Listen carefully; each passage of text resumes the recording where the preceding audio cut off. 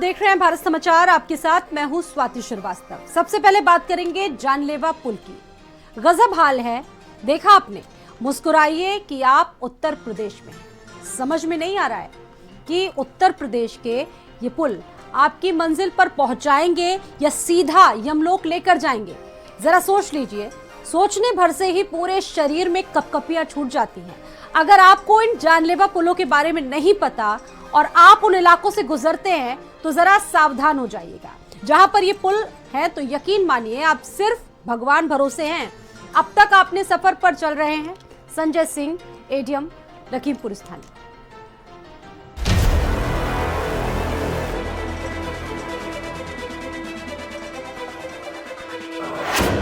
जगह लखीमपुर। गौर से देखिए इस बाहुबली को। ये बाहुबली रोज साइकिल को यूं ही हवा में उठाकर इस पतले से लोहे के गाटर पर चलने पर मजबूर है। अब जरा इनको भी देखिए। ये भाई साहब किसी सर्कस में कोई तमाशा नहीं दिखा रहे। ये मजबूर है अपनी जान को जोखिम में डालने के लिए सरकारी अधिकारियों की मेहरबानी से। इस बच्ची को भी देखिए, किस तरह से ये अपनी पढ़ाई के लिए जान को जोखिम में डालकर रोज स्कूल जाने को मजबूर है।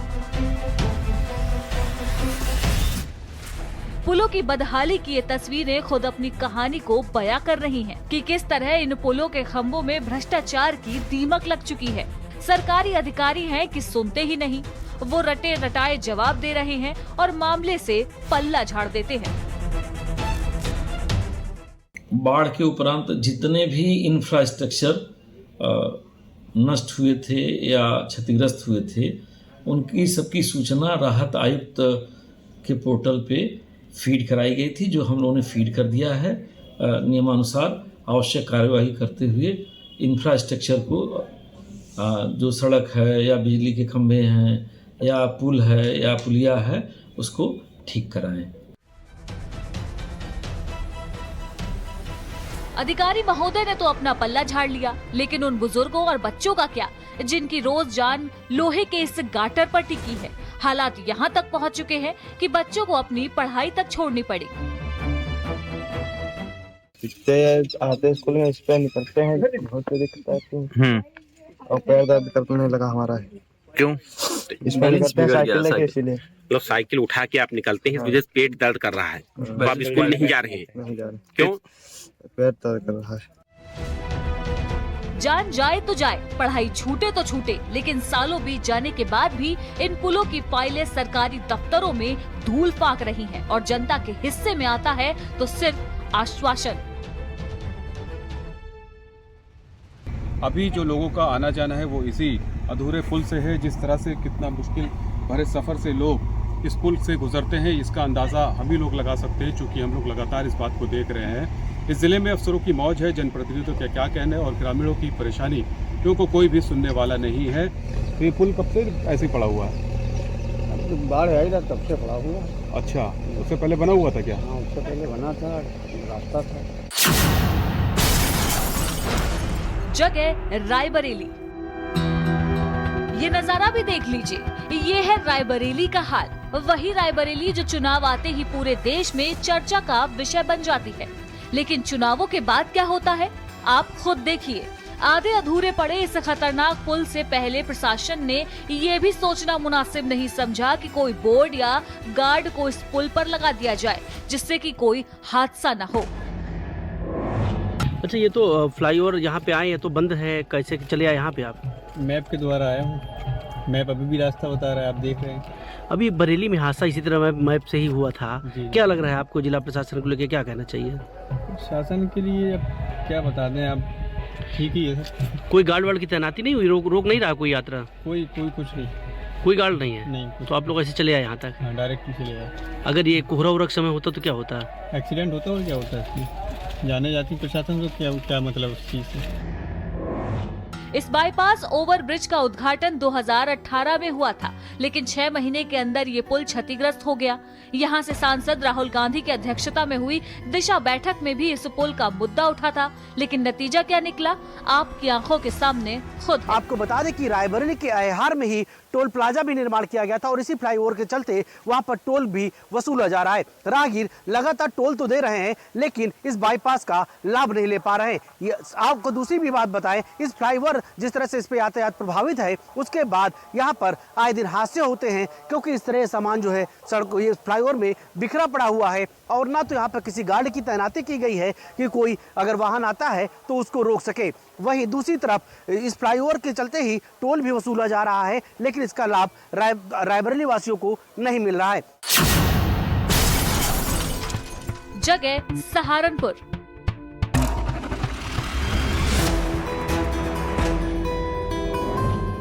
अपनी स्क्रीन पर देख रहे ये विजुअल कोई मामूली दृश्य नहीं है। ये नजारा है सहारनपुर के डीएम आवास रोड पर सालों से अधूरे पड़े ब्रिज का। करीब 3 साल पहले इस ब्रिज का निर्माण बड़े जोर शोर से उत्तर प्रदेश सेतु निगम ने शुरू किया था, लेकिन जैसे जैसे वक्त बीता इस पुल के निर्माण की स्पीड भी कम होती गई। आज हालात ये हैं कि इतने साल बीत जाने के बाद भी 50% काम भी इस ब्रिज पर पूरा नहीं हुआ। सर पुल बना था जरूर, लेकिन वो 2 साल से बंद पड़ा है और उससे बहुत दिक्कत आ रही है पुल ना बनने के कारण, और पता चला है कि उसका नक्शा फेल हो गया, इसलिए वो पुल बंद है। मौसम बदले, अधिकारी बदले, माहौल बदला, लेकिन नहीं बदले तो इस पुल के हालात। सालों पहले शुरू हुए इस पुल का काम अभी भी अधर में पड़ा है। ये पुल कब बनेगा, कब यहाँ की जनता की परेशानियाँ कम होगी, इसका जवाब शायद ही अब भगवान दे सकते हैं।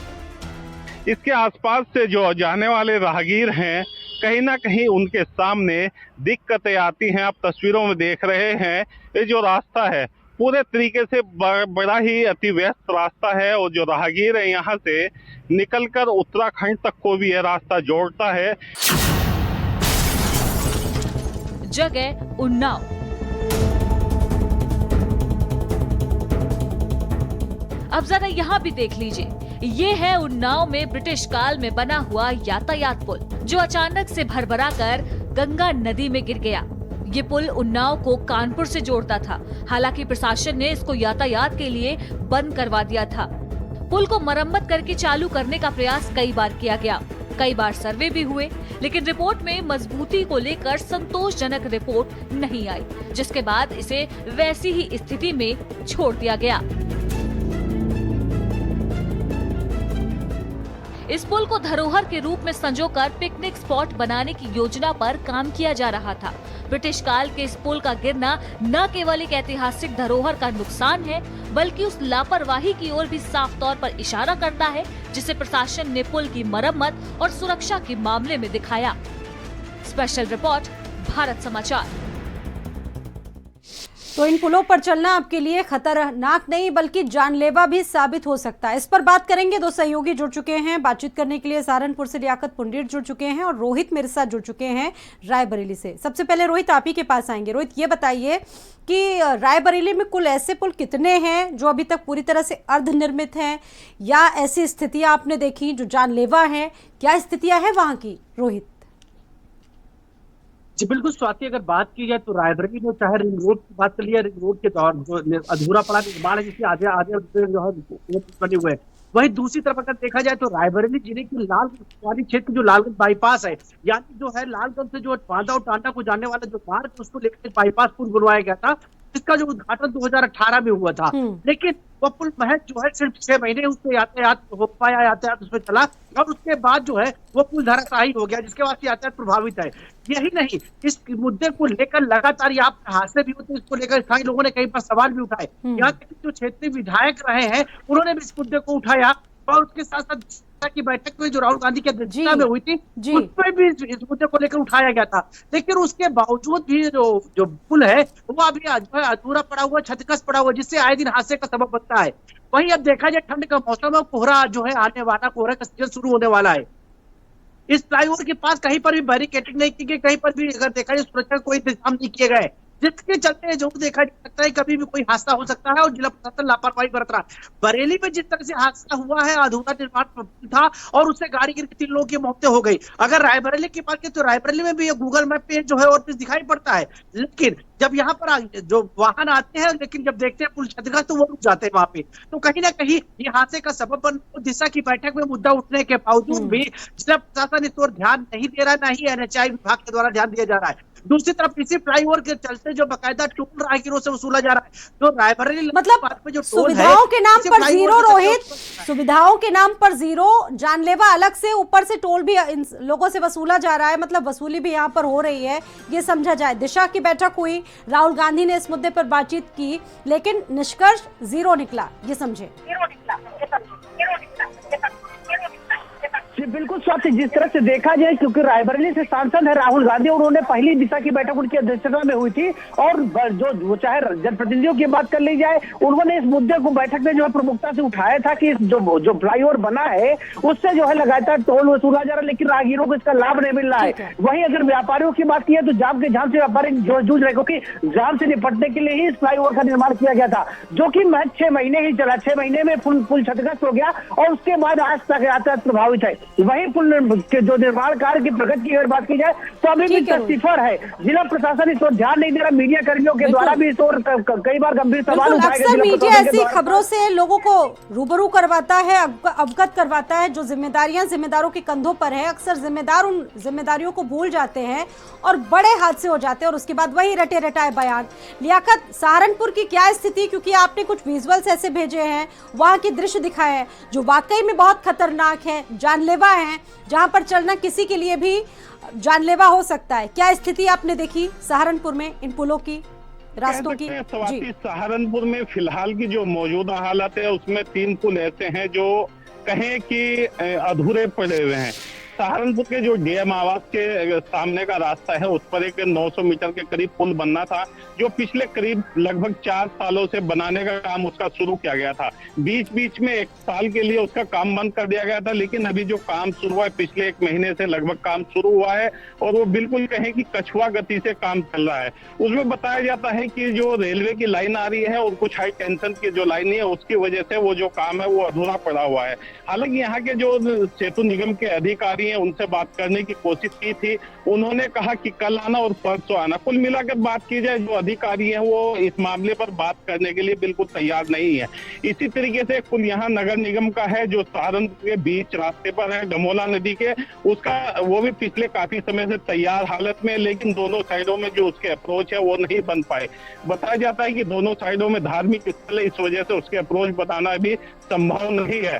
कह सकते हैं कि जो तीनों पुल यहाँ पर हैं कभी भी किसी घटना को हादसे का शिकार हो सकता है। ये पुल किसी भी वक्त हादसे को दावत दे सकते हैं और ऐसे में आपको खुद ही जागरूक रहना होगा। और आपने देखी तस्वीरें, आधे अधूरे पुल और अफसर कहीं ना कहीं मस्त हो गए हैं, लेकिन जनता सबसे ज्यादा झेल रही है। इससे पहले आपने देखा एक बड़ा हादसा हुआ, 3 लोगों ने जाने गंवाई और अक्सर उत्तर प्रदेश में इस तरह के हादसे होते रहते हैं, जाने लोगों की जाती रहती है, लेकिन उसके बाद भी आप देखिए वो स्थितियां अभी भी बदहाल हैं। और ऐसे में आधे अधूरे पुलों पर, खतरनाक पुलों पर सफर करने के लिए लोग मजबूर हैं। बहुत धन्यवाद आप दोनों का ही जानकारियां पहुंचाने के लिए।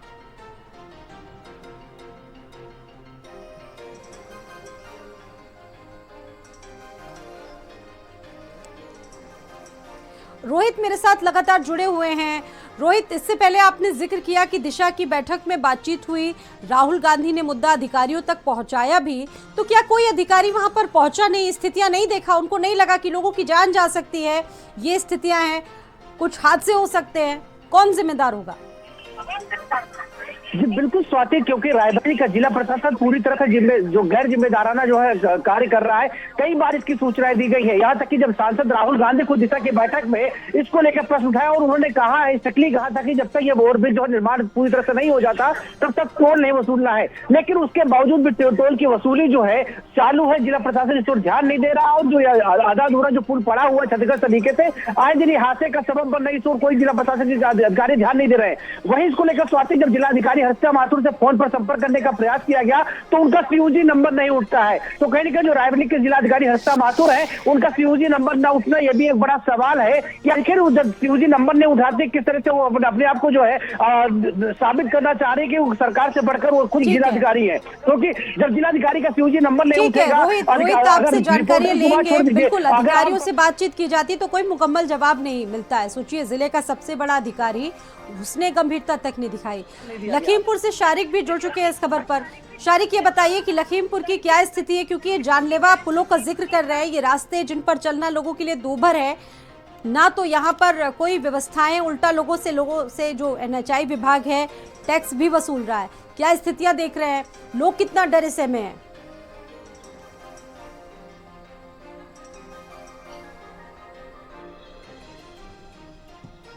शारिक, आपको मेरी आवाज मिल रही है?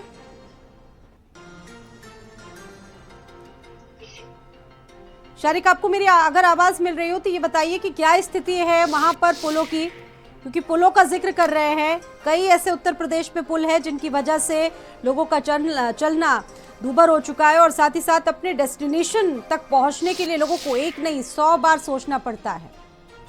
शारिक, अगर मेरी आवाज आपको मिल रही हो तो ये बताइए कि क्या स्थिति है वहां पर पुलों की, क्या देख पा रहे हैं आप? बिल्कुल, देखिए जो ये फुलबिहर ब्लॉक का बड़ा गांव बर्रा गांव से जो है जाने वाला रास्ता है, वहाँ पर शारदा नदी के ऊपर एक पुल 30-35 साल जैसा कि ग्रामीणों ने बताया उसका निर्माण कराया जा रहा था और तब से कुछ साल इसका निर्माण चला और आधे से ज्यादा ये पुल बनकर भी खड़ा है, लेकिन उसके बाद से ये अधूरा पड़ा हुआ है। तो अब जो लोग हैं उनकी शिकायत पर यहाँ पर इसको शुरुआत करने की कवायद की गई थी, लेकिन शारदा नदी चूंकि उस पुल के नीचे से बहती है तो वहाँ पर इसका निर्माण पूरा नहीं कराया जा सका था। लोगों ने जिस तरह से बार बार ये मांग उठाई कि यहाँ पर जो शारदा नदी पर जो पुल बना है बड़ा गांव बता जाने वाला, उस पर एक ठीक है शारिक, आप सभी का बहुत बहुत धन्यवाद जानकारी देने के लिए।